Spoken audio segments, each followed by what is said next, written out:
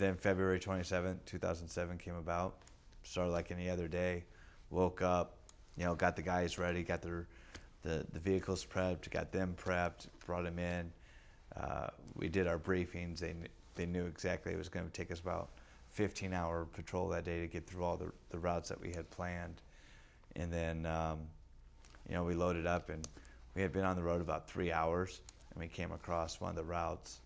I believe it was Route Primus. It was actually a dead-end road, and typically when you plan your routes, you never cover the same spot more than once, because if you do, you get blown up because they can predict you. Unfortunately, with the dead-end road, there's one way down, one way back. And we got down to the end of the road.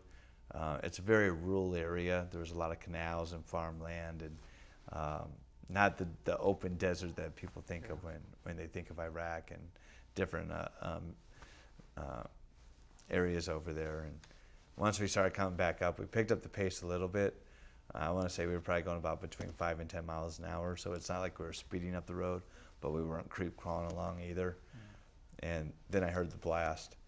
I can remember hearing the boom, and before I could even get like a choice 4-letter word out of my mouth, I was hitting the ground, and I can remember hitting my head and my shoulder on the ground when I got thrown from the vehicle, and kind of rolled a little bit, paused, and when you go through these training, you go through all this stuff, as a leader, you always want to just pause for a second and just get a quick battle damage assessment so you can make a quick decision. It can't be long, it's just a quick pause. And as I did that, I looked at my vehicle, and I really, at the time, didn't see anything out of the unusual about it.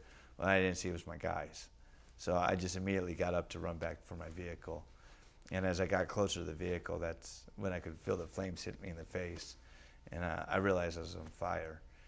And because I felt like it was in the torso area, because it was just hitting me in the face so bad, I decided to drop my IBA, or my protective vest.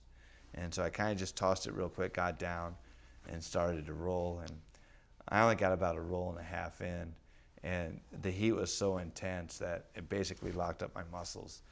I couldn't move. So at that point, I can remember being face down in the dirt. And they always say your life flashes in front of you and stuff. I really didn't have that.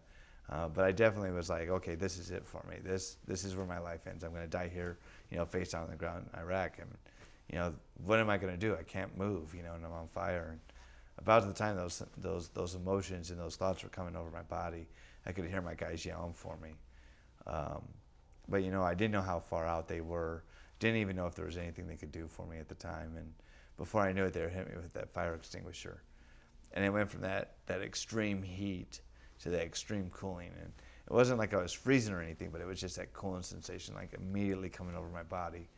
And I don't think I'll ever probably find the words to describe that feeling of that cooling sensation and the relief it provided me, like almost instantly. But then it also gave me that, that emotional kind of aspect where, okay, maybe I'm not going to die here on the ground. That if they got to me and I feel like this right now, then maybe I still have a fighting chance to go on. From there, one of my young sergeants, Sergeant Redmond, wasn't one of my best sergeants. I actually had plans on kicking him out of the Army for some other bad decisions he made. But 2 of the young guys were going to grab me and start dragging me off the road. And he stopped them. He's like, no, you can't do that. You have to get the spine board. If you drag him, you'll kill him. And the only analogy I can really use, or the way to explain it, is if you think about baked chicken, you just pull that baked chicken out of the oven, and how the meat and the skin, everything just kind of scuffs off the bone. Well, I basically had just been burned alive. So had they drugged me, everything would have just scuffed off, and they probably would have killed me. And so here's a guy who didn't have to make the quick call and knew how I felt about him, essentially, still made that life-saving call. And people always ask what my opinion on that is, and it's war.